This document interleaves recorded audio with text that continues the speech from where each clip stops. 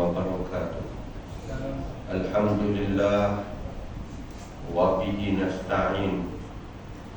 Wassalatu wassalamu ala Rasulillah wa ala alihi wa ashabihi ajma'in. Wa ma taufiqi illa billah. Alaihi tawakkaltu wa huwa rabbul arsyil azim. Allahumma ja'alna minal ladzina yastami'una al-qawl fayattabi'una ahsana. Allahumma ajirna minan nar. Allahumma amin. Yang dikasihi Sahibu Fadilah Tuan Imam Masjid Al-Muhsinin Fadil Ustaz Suyuti, tuan-tuan pegawai di Jabatan Kuasa,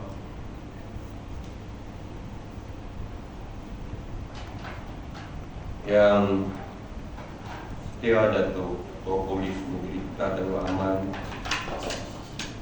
seterusnya tuan-tuan dan puan-puan muslimin dan muslimat yang dikasihi sekalian, mudah-mudahan semuanya kita dirahmati oleh Allah Subhanahu wa taala. Alhamdulillah tuan-tuan, lama sungguh kita tak berjumpa. Saya ingat terakhir kita di tahun yang lalu 1444, sebelum daripada raya haji. Dan kini kita sudah pun melepasi bulan Muharram pun ujung-ujung Safar kita, dan banyak perkara telah pun berlalu, banyak peristiwa telah pun berlaku. Jadi sebelum kita sambung kita nak ambil iktibar daripada satu doka. Yang pertama, hijrahnya kita daripada tahun 1444 ke 1445 menunjukkan bahawa semakin hampirlah kita sebenarnya dengan tarikh akhir kita atas dunia. Kita tak tahu pun bila kita akan dipanggil menghadap Allah. Kita tak tahu pun bila hari akhir kita. Tetapi tiap-tiap hari ada orang yang terpaksa terima bahawa itulah hari akhir dia. Jadi jom kita punya fikir yang baik, kita azam, niat, lintas di dalam hati kita segala yang baik-baik. Kita bercakap yang baik-baik dan kita buat yang baik-baik. Percayalah tuan-tuan, kalaulah kita ini dalam mood kebaikan, ya, Allah Ta'ala akan tentu berikan kepada kita kebaikan yang paling baik di akhirat nanti, iaitu redha-Nya dan surganya. Nabi kata, khairukum man tala umruhu wa hasuna amaluhu. Sebaik-baik kamu adalah orang yang telah panjang umurnya dan baik pula amalannya. Wa syarrukum man tala umruhu wa sa'a amaluhu. Dan seburuk-buruk kamu adalah orang yang panjang umurnya dan buruk amalannya. Jadi tuan-tuan, tak ada tempat yang lebih baik dan lebih mulia daripada rumah Allah. No, jom kita mula hari kita di masjid. Subuh kita ajak anak kita, isteri kita mari masjid, kita semayang subuh. Saya tak tahulah kalau ada orang bagi alasan kenapa dia tak boleh main subuh, kecuali dia memang dalam perjalanan, dia kerja jauh, dia keluar sebelum subuh. Itu pun dia kena berhenti tengah jalan dengan kereta dia nak semayang subuh. Tapi kalau kita yang kebanyakan ni tuan-tuan, tak ada alasan kecuali kita tidur, no? Dan berapa ramai yang masih lagi tak berubah, iaitu gagal kita nak bawa bersama dengan anak tanggungan kita mari masjid. Yang kita azam, kita nak berubah, kita nak menjadi pengimarah umat Allah yang disebut oleh Nabi, innama umarul masajidi ahlullah. Alasannya jemaah masjid ini mereka keluarga Allah. Jadi kita ada keluarga kita, kita bawa keluarga kita mari rumah Allah supaya jadi keluarga Allah. Bila Allah Ta'ala kita mengadu, Allah dengar. Nah, bila Allah Subhanahu Wa Ta'ala melihat kita dengan rahmatnya, dengan kasih sayangnya, maka tentulah tak kala mana kita menjadi keluarganya, maka lebih hampirlah rahmat dan kasih sayang buat kita, tuan-tuan muslimin dan muslimat sekalian.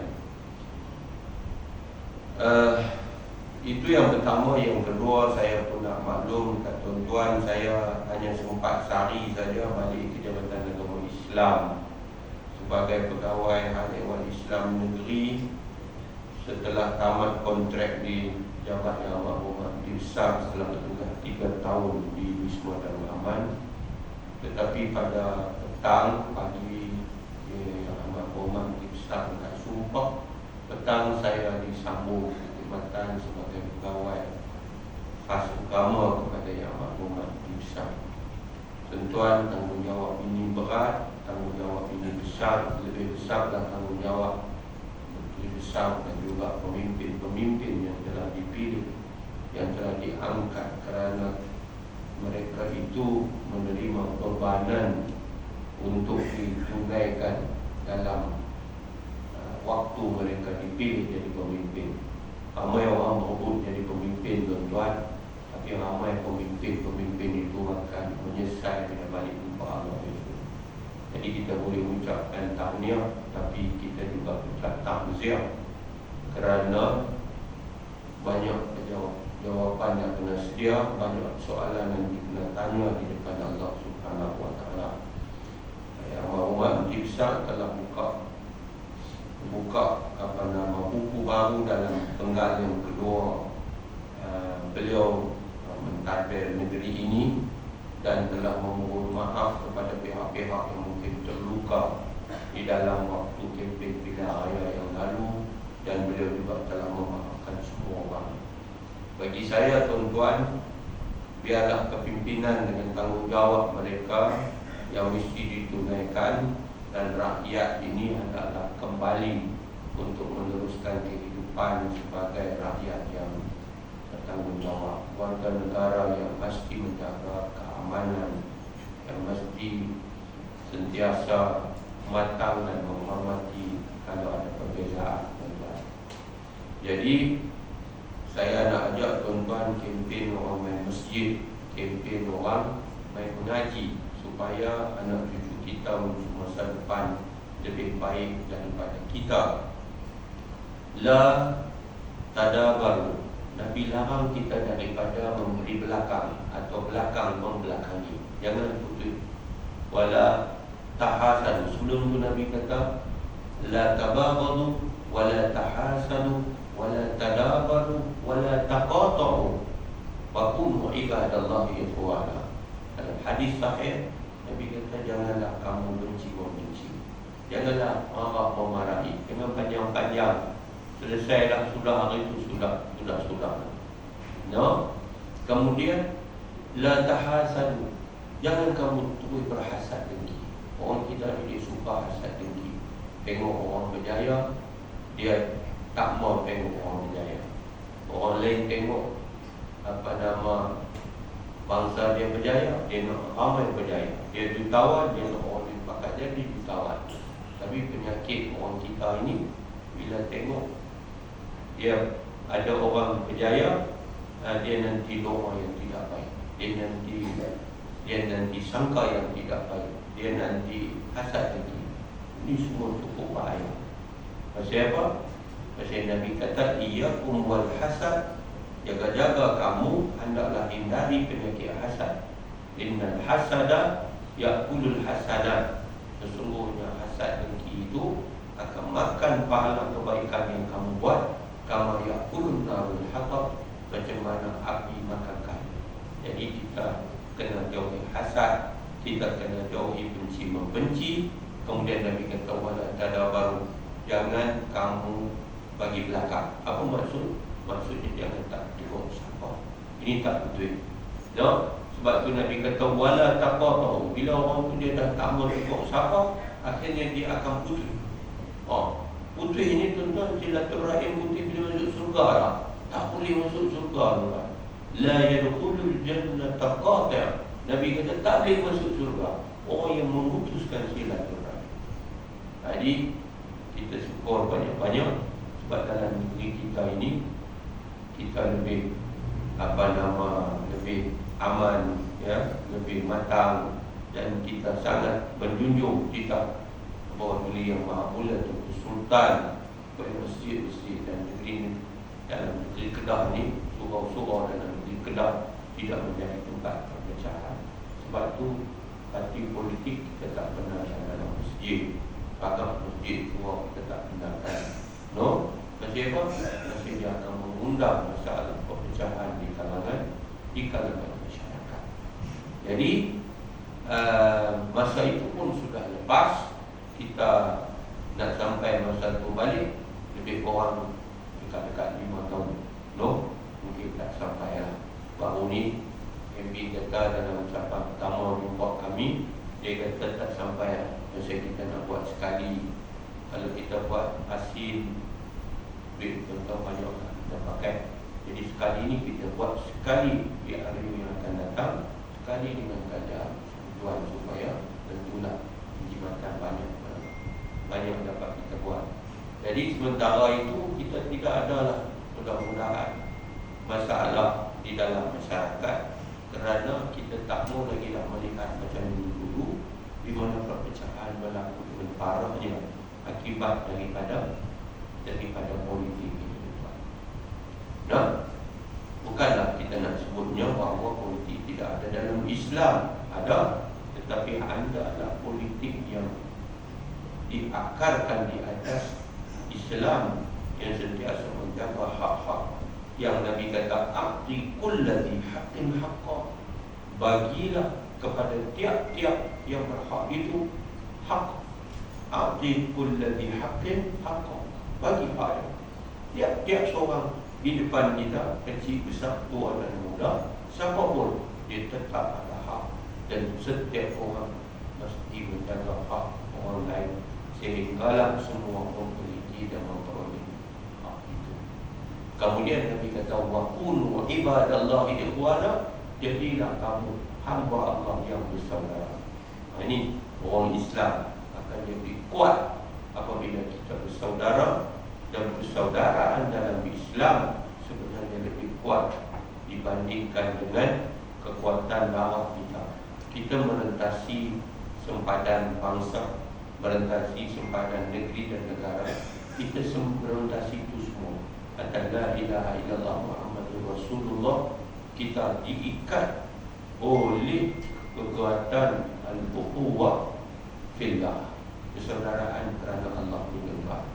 Macam mana orang-orang muhajirin daripada Makkah yang jauh itu boleh sampai kemudiannya di Madinah dan dipersaudarakan.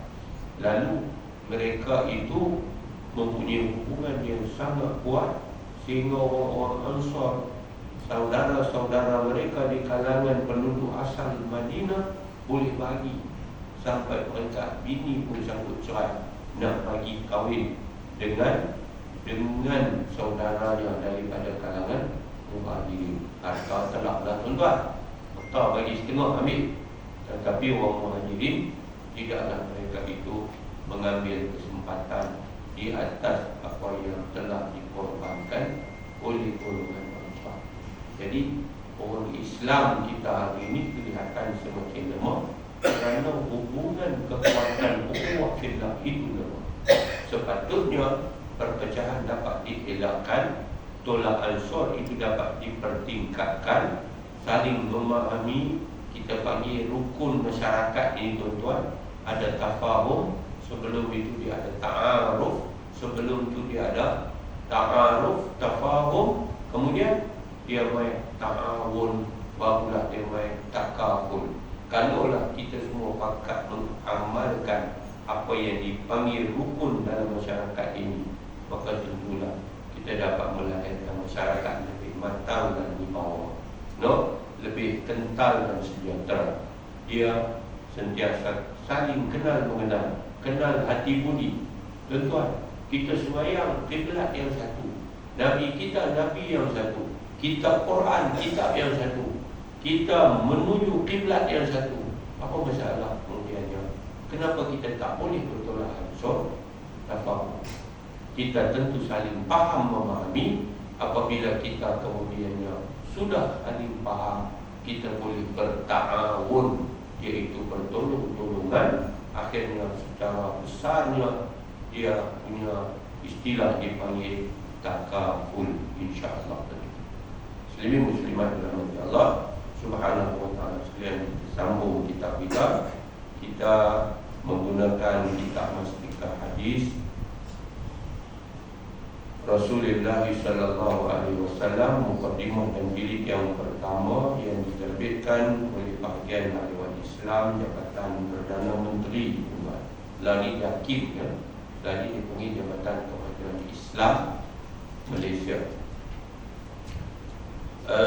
Kita dekat bab rukun-rukun agama, iman, Islam dan ihsan, muka surat 52. Ustaz, kita ada tanda lain surat 52. Saya duk cari kok saya lupa tulis ke apa. Tapi tak apa, kok mana pun kita tetapkan baca, walaupun mungkin kita patah balik sikit ke belakang, no? Kita sedang membaca, tuan-tuan, sebuah hadis yang panjang, ya, mana Nabi SAW didatangi oleh malaikat Jibril alaihi salam yang bertanya tentang rukun-rukun agama, iaitu iman, Islam dan ihsan. Sudah. Jadi kita sampai di muka surat yang ke-52. Kita tengah duduk cerita tentang perkara yang ketiga, yakni bawah sekali dulu, no? Yakni hendaklah engkau, yang dikatakan apa nama ihsan itu kan disebut fa'akhbirni anil ihsani, di atas itu qala sallallahu alaihi wasallam an ta'budallaha ka'annaka tarahu fa in lam takun tarahu fa innahu yaraka. Jadi kemudian ia bertanya lagi, berilah tahu kepadaku tentang ihsan. Siapa tanya? Malaikat tanya. Malaikat Jibril, dia main dengan rupa seorang lelaki. Dia bertanya Nabi, tanya tentang iman. Nabi pun jawab rukun iman. Lepas itu dia memperakukan jawapan Nabi. Lepas itu dia tanya pula tentang Islam. Kemudian Nabi pun bagi tahu rukun Islam. Dia kemudian membenarkan dan memperakukan jawapan Nabi. Tak boleh. Kemudian ditanya pula tentang ihsan. Nah, perkara yang ketiga, dia tanya akhbirni anil ihsan, maka habarlah kepada saya tentang ihsan. Beritahu kepadaku tentang ihsan. Lalu Nabi pun menjawab, an ta'budallah ka'annaka tarahu. Ihsan itu ialah engkau mengerjakan ibadah kepada Allah Ta'ala seolah-olah engkau melihatnya, memerhatikan keadaanmu. Makna kita semayang kah, kita puasa kah, kita umrah haji kah, kita buat ibadat ni semua seolah-olah kita ni sedang diperhatikan oleh Allah Subhanahu wa ta'ala. Kata Nabi, kiranya engkau tidak dapat melakukan yang demikian, mana boleh kita nampak Allah. Ka'annaka tarahu, makna seolah-olah engkau nampak Allah. Takkan kita boleh nampak Allah? Di dunia bolehkah nampak Allah? Tak boleh. Boleh tak kita nampak Allah? Boleh. Di mana? Di surga. Nikmat dalam surga, hak paling besar kalau orang tanya, tengok Allah. Habis dah hak dapat semua dah. Bila diberikan kurniaan itu, melihat akan zat Allah tanpa zat Allah itu berpihak ataupun berada di satu kedudukan seperti yang kita faham, kerana Allah itu tidak diikat dengan masa, tidak diikat dengan makan atau tempat, tetapi Hakikat Quran menjawab bahawa kita akan dapat melihat Allah Subhanahu wa ta'ala di dalam syurga. Lepas tengok tu habis, tak ada nikmat lebih kemuncak daripada nikmat melihat akan Allah. Jadi di dunia ini Nabi kata ka'annaka tarahu, macam kamu nampak. Macam kita, kalau kita ni seorang anak yang soleh, bila kita keluar pergi mengaji di sekolah, kita seolah-olah nampak ibu dan ayah di depan kita. Padahal mak ayah tak nampak pun. Kita tak nampak pun mak ayah kita duduk di kampung tu, ayah kita duduk tengah bendang tu, tapi kita seperti nampak mereka. Kita nak ambil hak orang, no? Orang kata, sedap ni berpelang ni, no? Sedap ni berpelang cikgu. Saya ingat saya duduk mengaji dulu lah. Taman duduk mengaji dulu, Sekolah Arab. Datuk KP senior saya sikit, tapi dia lagi sebelik, dia video sikit kat tu. Tapi ada kawan-kawan, dia boleh pergi. Kita duduk rumah sewa, depan tu ada bunga pelang cikgu tu, mati tu pun tak tahu. Nah, tahu-tahu awak balik bunga pelang ni, kata ambil tak mana bunga pelang ni. Dia kata tu pokok cikgu tu. La ilaha illallah. Kita nak ambil tu, kita nampak muka mak ayah kita.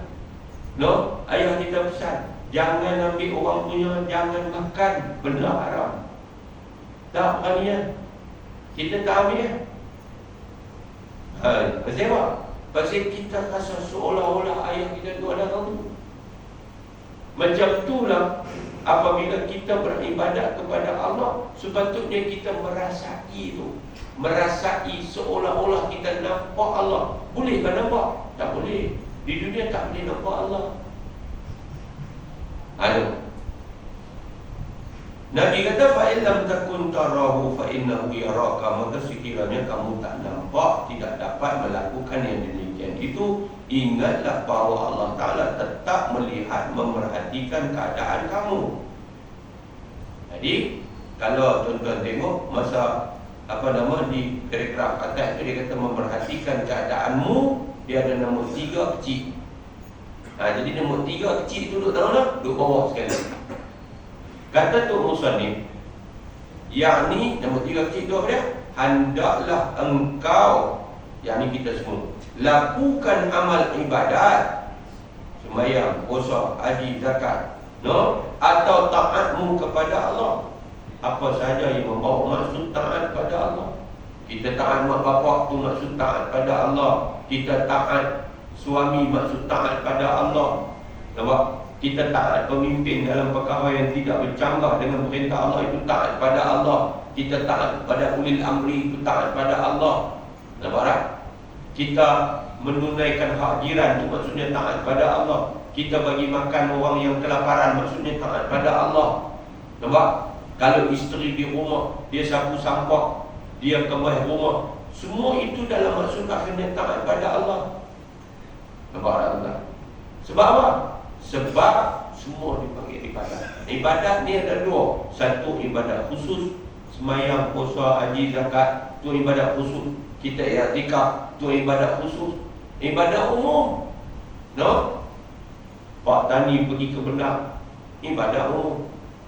Nelayan turun ke laut, ibadat umum. Isteri sapu sampah, basuh kain di rumah, bela anak, ibadat umum. Jadi kita ini orang Islam mempunyai keberuntungan yang sangat besar kerana dia beribadat dalam semua masa, sampai akhirnya dia tidur dia jadi ibadat.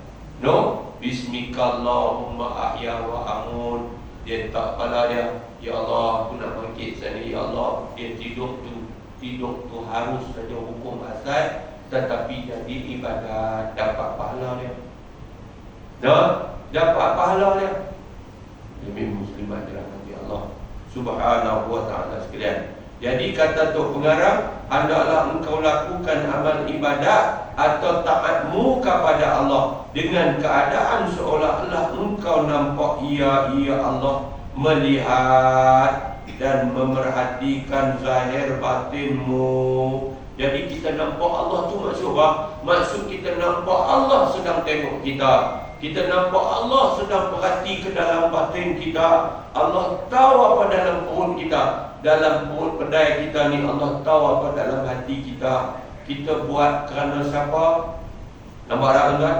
Kita tak akan dapat sekali-kali menipu seperti mana kita boleh atau mampu menipu manusia. Manusia boleh lah kita tipu kan? Pepat di luar, rencong di dalam. Kita boleh menanam tebu di bibir mulut. No, kita boleh bersandiwara, tapi Allah Maha mengetahui. Tak dan kita nak cakap, Allah tahu apa dalam hati kita. Sebab tu tuan-tuan, kita wajib kena jaga batin. No, sebab tu bila kita memahami orang yang suci itu, ketika mana dituntut dia bersuci, dia pun pergi ke bilik ayam, dia pun bersuci. Kalau ada besar, mandilah dia. Kalau ada kecil, ambil wuduklah dia. Tetapi bukan bersuci itu suci daripada ada besar dan kecil sahaja, tetapi dia suci batin dia. Suci batin dia daripada segala sifat-sifat mazmumah yang dibenci oleh Allah, dan memasukkan segala yang mahmudah yang dipuji oleh syarak ke dalam hati kita. Jadi waktu kita takbir kepada Allah tu, kita suci. Sebab tu sebelum kita takbir, kita istighfar. Tuan-tuan, lepas semayang istighfar lagi. Nak semayang tu istighfar dah, sudah semayang istighfar lagi. Pasal apa? Pasal itu juga nak suci kita ni daripada dosa-dosa batin dan dosa-dosa zahir. Nak suci amalan kita dari riya, dari sum'ah, dari takabur, dari benda-benda yang menjahanamkan amalan kita. Na'udzubillah min zalik, tuan-tuan. Nah, gitu. Memerhatikan zahir batinmu. Kiranya engkau tidak dapat mencapai keadaan itu, maka hadirkanlah keyakinanmu bahawa Allah Ta'ala tetap melihat dan memerhati akan kamu. Kerana sesungguhnya ia sentiasa melihat dan memerhati akan segala keadaan. Kadang-kadang orang ni tak dapat. Dia kira Tuhan, dia lupa tanggungjawab dia. Yang sebenarnya apabila dia tak tunai tanggungjawab, dia sudah sebenarnya lupa kepada amalan Allah. Dia kata dalam hidup dia kira Allah aja. Ada satu kisah benar.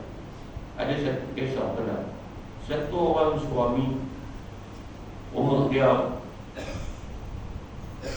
lepas pencen lah, lepas pencen. Dia jumpa saya.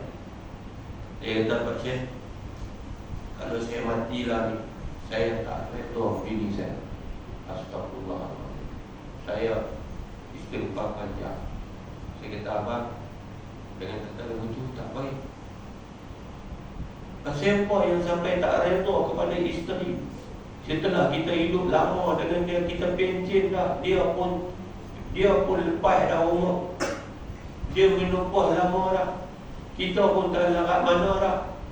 Tapi demikianlah tuan-tuan, bila satu orang itu dia sampai satu tahap, dia tak boleh dah nak tahan, dia meletup. Abang ni dia jenis pendiam begitu. Rupa-rupanya konflik dalam rumah dia menyebabkan dia sudah tak boleh tahan. Dia jumpa saya untuk cari kekuatan. Saya kata, pasal apa yang sampai tak redha? Saya selalu pesan untuk kita jadi ibu bapa, kena redha anak-anak kita. Kita jangan hukum anak kita, kita tak redha. Kita tak redha maksiat dia buat, itu lain. Tapi kita redha dia anak kita tu. Abang anak abah, kakak anak abah, abah takkan benarkan abang kakak masuk neraka. Tapi abah tak redha maksiat yang kakak buat. Dia lain. Redha lain tuan-tuan. Jangan sampai tak redha. Kita jadi isteri, jangan tak redha. Nah, kita jadi suami, jangan tak redha isteri kita. Dia nak pergi ke mana?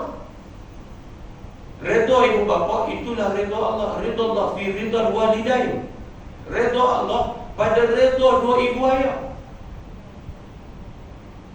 Isteri kita, mereka perlukan redha. Nabi kata kepada satu wanita, wahai wanita, Nabi tunjuk pada suaminya, itulah syurga atau neraka kamu. Besar kedudukan suami. Siapa kita tak reda kat mereka? Mereka melahirkan anak kita, mereka besarkan anak kita, mereka jaga rumah tangga kita, mereka sedia makan minum kita, mereka sedia pakaian kita. Dan siapa kita tak reda? Rupa-rupanya tuan, bini dia bila sampai satu tahap umur ni dah 60, bini dia kira Allah. Oh, masalah. Bagus tak? Bagus dari satu segi pun kan. Saat lagi duk kira pukul 4.30 nak bangkit semayang. Bagus tak bagus? Abang? Bagus lah. Tapi janganlah sampai tiap-tiap malam dia kering lah. Saya tanya suami dia ni, apa nama abang ni? Ada kecil mana ya? Saya kecil mana? Abang ada kecil mana? Dia kata dia tak ada kecil mana. Bila dia tak ada kecil mana, dia power. Dia pegang bini dia buat lagu tu. Tuan-tuan, takkan buat lagu tu tiap-tiap kali. Dia kata, ni lama mana dah tak dapat ni. Saya tanya, lama dah. Bila dia pegang, bini dia buat lagu tu. Bila dia pegang, bini dia buat lagu tu. Bini dia kata dekat dia kira Tuhan lah. Ini tak faham. Ini tak faham. Saya nak abang dekat isteri ada. Kalau kita kira Tuhan, betul-betul kita kira Allah, kita pasti akan taat suami kita. Nabi kata, kalau suami itu ajak isteri untuk bersama, walaupun duduk atas belakang unta. Maklum tak belakang unta lagu mana? Unta tu kaki dia pelipat terung, dia nak bangkit naik tu pun duduk lembu tu, ada orang unta lagi. Ada rumah atas tu. Zaman silam dulu ni, atas tu lagi kata jom Jet Pro tu projek tu. Kena. Ini mana atas belakang muka? Tilam, tebal. Kenapa tak bagi? Tuan-tuan, kalau kata kita orang perempuan lah bukan saya lagi dan orang perempuan ni kata lah kita ada umur banyak dah apa. Pilah cari ubat. Suami kita kena layan. Apa hukum layan suami? Wajib. Kecuali lah suami ni tak mau lah, dia pun tak mau, tak apa lah. Tak apalah. Yang si suami pun janganlah sampai selalu. Tak apalah, kita bagi. Dia bukanlah dia minta selalu. Minta selalu kan? Hatta kalau minta selalu pun kena bagi, tapi takkan kot. Tak ada satu orang pun bangga saya. Dia kata saya kira kawan baik saya, umur 50, menikah dengan satu orang umur 70. Lah ni kawan baik saya kata teriak, awas, sehari 4 kali. La ilaha illallah. Ada. Saya nak pesan lah, lelaki macam saya ni, agak-agak lah. Agak-agak tuan. Muslimat saya nak pesan kat orang perempuan, tolong jangan salah faham. Saya kata ni pasti salah faham pada agama. Dia kira Allah, dia tinggal suami dia. Mana boleh? Bukan suami lebih besar daripada Allah. Allah perintah kita taat suami, layan suami, tunai tanggungjawab pada suami. Itu berarti kita sedang melaksanakan perintah Allah. Gitu. Muslimat dirahmati Allah Subhanahu wa ta'ala sekalian. Jadi saya pun nampak kat suami dia dengan sampai macam tu, tarik balik. Saya kata balik dia abang kat isteri. Dan abang dekat dia apa yang saya abang ni. Ini masalah bila tak faham agama punya pasal. Akhirnya dia tu kata dia buat betul lah. No, dia keluar rumah tak minta izin suami. Suami abang ni mana boleh keluar tak minta izin. Dia kata loh, bukan orang buat maksiat. Orang bukan buat maksiat, lawan suami dia. Dia bukan soal buat maksiat atau tidak maklum. Nak keluar rumah wajib minta izin suami. Abang nak pergi kedai makanan kucing, pergi lah. Suami kata pergi. Ni dah tahu-tahu terbang pergi luar negara. Oh je keren. Kaki tension tuan-tuan, so isteri tak ada. Dia terbang pergi luar negara. Kasar juga. Balas duit siapa? Balas duit lelaki tu. Muslimat dirahmati Allah Subhanahu wa ta'ala sekalian. Habis. Qala fa akhbirni anis sa'ah. Sambunglah sana, muka surat 53. Maka kemudian orang itu bertanya lagi. Siapa orang itu? Malaikat. Fa akhbirni anis sa'ati. Maka beritahulah kepadaku tentang masa berlakunya hari kiamat. Qala sallallahu alaihi wasallam mal mas'ulu anha bi'a'lama minas sa'ili. Lalu Nabi pun menjawab, Nabi sallallahu alaihi wasallam pun menjawab, kata Nabi, orang yang ditanyakan mengenai hal itu bukanlah seorang yang lebih mengetahui dari yang bertanya. Maksudnya Nabi tahu, kata hak tanya tu lebih alim daripada Nabi. Sebab Nabi pun mengaji kat dia kan, Jibril guru Nabi. Nabi tahu kata tu Jibril. Jadi Nabi pun jawab, tidaklah orang yang ditanya lebih tahu daripada orang yang bertanya. Lalu kata Jibril lagi dia kata fa akhbirni an amaratiha. Maka kalau begitu, kata dia, maka berilah tahu kepada aku tentang tanda-tanda kedatangan hari kiamat itu. Jibril tahu dah agak-agak tuan-tuan bila berlaku kiamat. Dah, Jibril pun tak tahu. Sebenarnya Nabi abang, hak yang tanya dengan hak yang ditanya, dua-dua tak tahu. Dua-dua tak tahu bila final berlakunya kiamat. Tuan-tuan, hari Jumaat, macam hari ini, malaikat-malaikat dekat dengan Tuhan, semua takut. Semua takut. Adik Nabi cerita macam mana kementarnya mereka bimbang, takut hari Jumaat itulah hari di mana ditiup sangkakala. Jadi, tahu tak kata berlaku? Tahu. Apa dia? Hari Jumaat, aku tahu. Hari Jumaat mana? Tak tahu. Hari Jumaat mana? Tak tahu. Sebab tu, kalau ikut di dalam tanda-tanda berlakunya kiamat, perutusan Nabi itu adalah di antara tanda kiamat. Lepas daripada Nabi, kiamat. Betul. Lah ni, malaikat yang duduk, ditugaskan. Ada satu malaikat nama dia Israfil, kan? Israfil ini ditugaskan meniup sangkakala. Lah ni, menatang terumpet tu, kalau kita nama terumpet, duduk di mulut dia. Dia sedang memegang dan dia sedang memandang arah. Dia sedang menunggu bilakah dia akan tiup. Sampai tak tahu. Tapi kita ada fikir, ada kita duduk terbayang macam mana dia sedang memegang terumpet dan sedang menunggu nak tiup. Dah. Kita ada macam-macam cabaran, kita ada macam-macam impian, kita ada macam-macam khayalan, kita ada macam-macam yang menyebabkan kita akhirnya terlupa dan hanyut di dalam keseluruhan dunia. Ini yang sedang berlaku. Padahal kita ni ranum belakang. No? Umur penyelesaian ni tuan, baru ni kena selidiki pula. Allah, maestro dah, cimaneh dah, lalu kebaik. Maestro ni kebaik kan? Maestro cimaneh kan? Maestro apa macam-macam. No? Makin tumbang. Tuan, nak abang kata apa? Berkejung mana lah? Pagi dengar lah. Kalau kita ni umur 60, Nabi mati wafat umur 63, tinggal 3 tahun. Kalau tukar daripada umur 60 tu jadi ringgit, jadi 60 ringgit.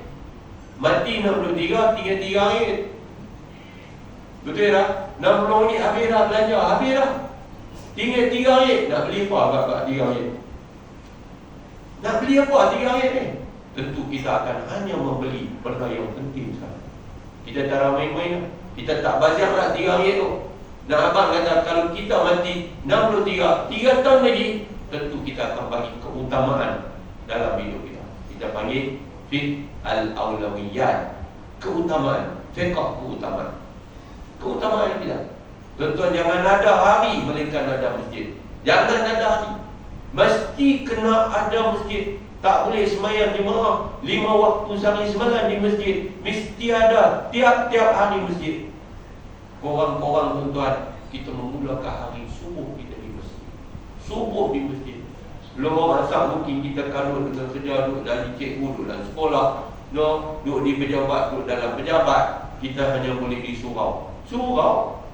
Sebab tu kalau orang macam Datuk di Syok, pasal apa? Pasal ada masjid tepi tu, Nur Fadilah tepi tu, Yaman Jumaat pun dia buat. Kan? Untung lah.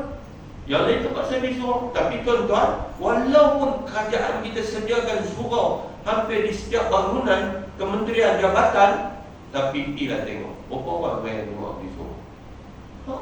Kita duduk biar dengan jumlah yang besar yang ada di bangunan tu, hampir tidak munasabah. Mereka ni sembahyang tak mana? Sembahyang pakai sejadah dalam bilik kah? Tak betul kan? No, nak sembahyang 2 orang kah? Pasal apa tak turun pergi surau? Tuan, no, maghrib dengan isyak kita balik petang, kita main maghrib. Tak bolehkah kita bagi kat diri kita sendiri?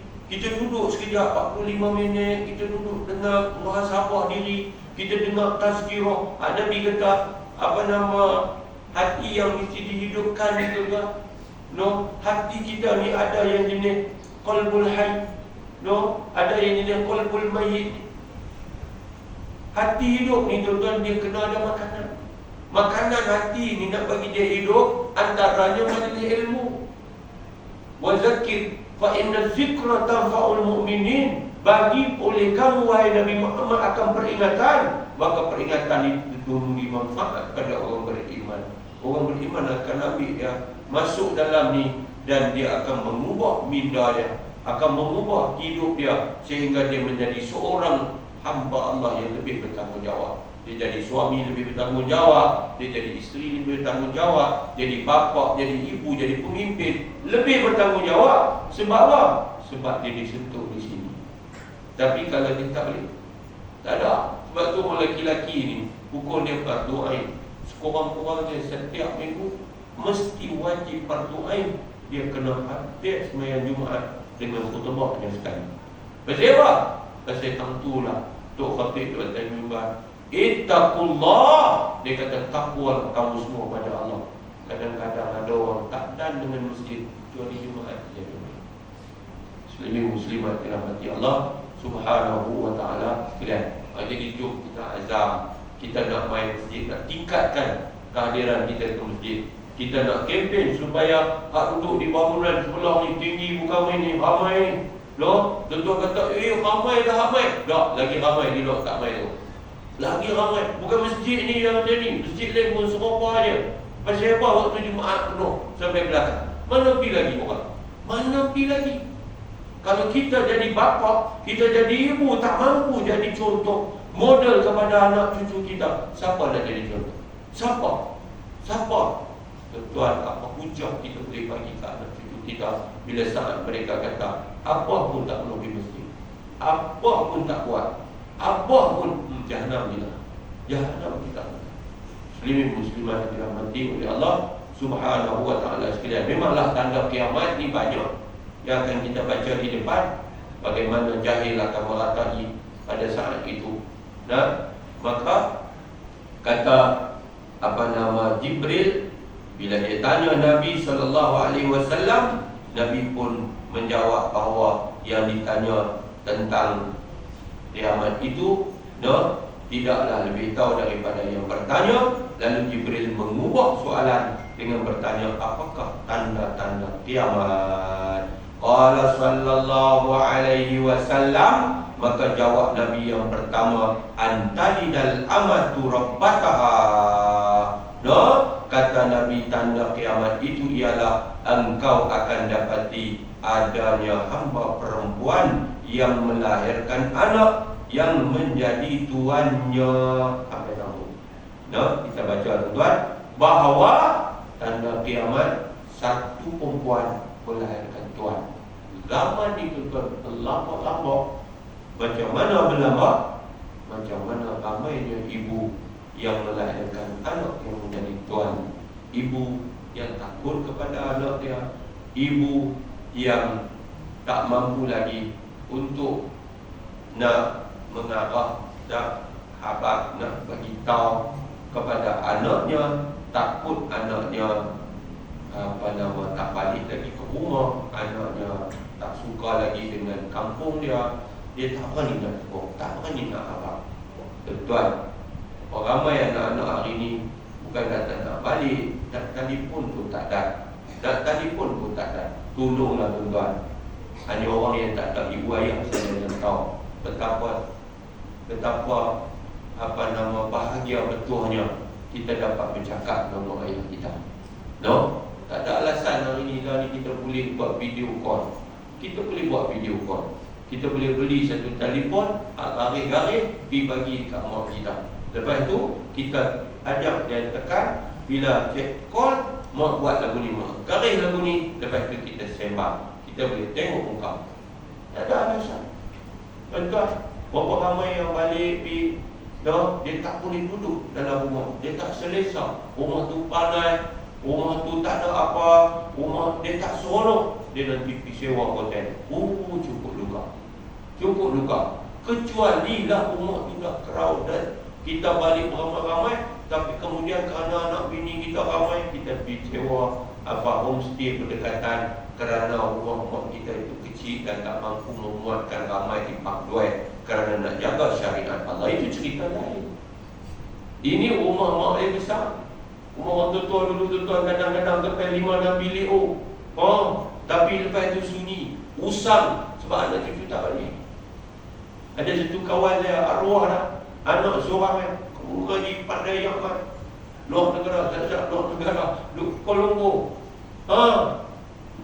Anak telefon, abah minta maaf abah, tahun ni tak boleh balik raya. Pasal apa? Cucu tak mau balik. Cucu tak mau balik, anak pada anak dia. Anak dia tu ada anak tu cucu dia. Jadi cucu tak mau balik. Dia ni Allahu Akbar, lama dah pencen, rindu dekat anak. Dia dah tua, besar penyakit pula. Dan dia kata, saya kata ke anak saya, cucu tak mau balik sudah, aku nak anak aku balik.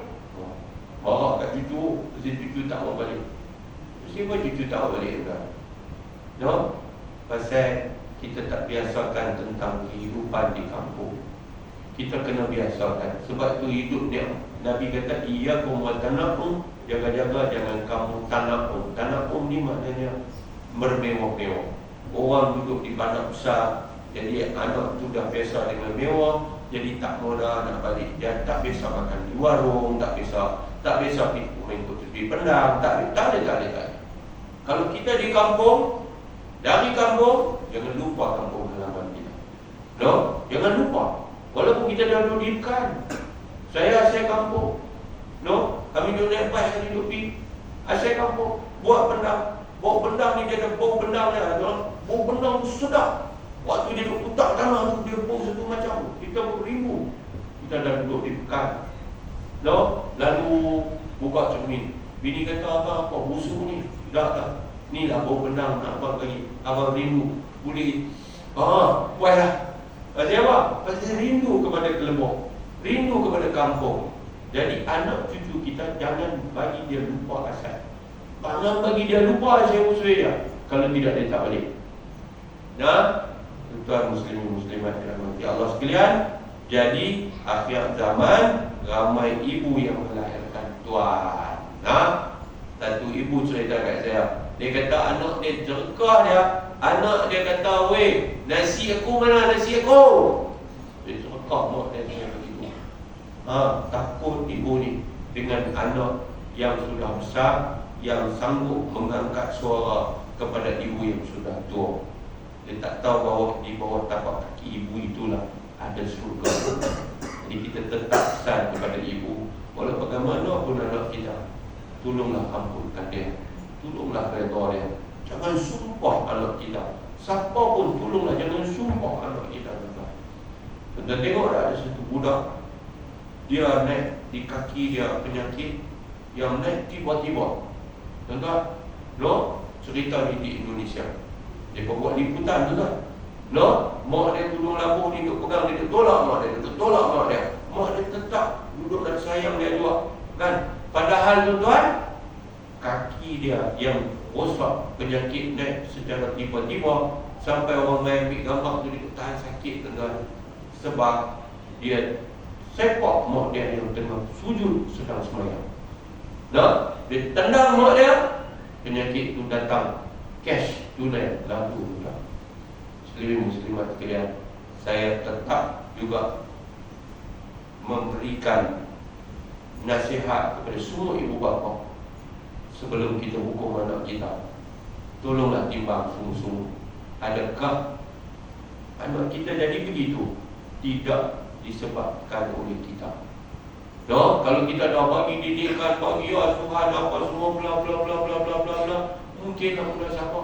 Tapi saya tetap kata, wahai ibu ayah, tolonglah berjiwa besar, berlapang dada, ampunkanlah anak kita nak mati. Satu bapa, dia sumpah anak dia, hang masuk dalam bendang, lintap panah hang. Pasal anak dia pukul dia, anak dia lawan dia, dia nak ambil lembu. Lembu tu mungkin lembu dia dulu, lembu tu dulu kecil lah ni besar, tapi siapa belah? Anak dia belah. Dia nak ambil lembu tu, maka berkelahi dua beranak. Anak badannya tegak, bapa sudah tua, boleh kayu pula ke anak tu, dia hantam pam di muka, terbalik pak dia. Jatuh pak dia. Pak dia bangkit daripada jatuh tu, dia tunjuk ke anak dia, hang anak derhaka, hang anak derhaka, hang masuk dalam bendang lintap panah hang masuk dalam sungai boyang makanan, hang naik atas jalan kereta belahan. Saya pergi kan 2 minggu 2 minggu dah. Macam mana dia pukul pak dia, orang cerita macam mana dia pukul pak dia bengkak di muka ni, dia kena langgap macam tu, mati. Tak apalah dah mati. Yang bapak ni tuan-tuannya pitang mana pun tak tahu, orang cari. Pasal apa? Ni mati anak ni. Dia ditemui, dia tak mau balik. Dia tak mau balik. Orang terpaksa kafan anak dia, bawa pergi masjid, semayang anak dia, bawa pergi kubur, tunggu bapak ni. Bapak, dia pergi cari dia, tolonglah, kesian pun nak tengok anak ni last, nak masuk kubur lah. Dia tak main sampai sudah, tuan-tuan. Anak itu ditimpan dalam keadaan dia pergi dengan sebab sumpah seorang ayah. Jangan, saya minta tolong, jangan sumpah anak kita, jangan sumpah siapa-siapa. Jangan, lebih baik kita melepaskan orang yang bersalah daripada menghukum orang yang tak bersalah. Apalagi kalau dia dapat daging kita, dia memang salah, tetapi jangan lupa mungkin kesalahan dia berlaku punca daripada kita. Kalau kita didik anak kita sungguh-sungguh, kita asuh dia betul-betul, ajak dia hukum agama, maka dia jadi begitu atau tidak. Jadi muslim-muslimat sekalian, tak tu insya-Allah kita sambung pada bulan akan datang. Alhamdulillah taufik, auzubillahi minasyaitanir rajim. Bismillahirrahmanirrahim. Alhamdulillahirabbil alamin. Allahumma shalli ala sayyidina Muhammad wa ala alihi washabihi ajma'in. Allahumma hadi qaumana fa innahum la ya'lamun. Allahumma allimna ma yanfa'una wanfa'na bima 'allamtana. Allahumma zidna ilma. Allahumma arina al-haqqa haqqan warzuqna ittiba'a wa arina al-batila batila warzuqna ijtinaba. Rabbana atina fid dunya hasanah wa fil akhirati hasanah wa qina adzabannar. Sallallahu alaihi wa sallam. Alhamdulillahi rabbil alamin.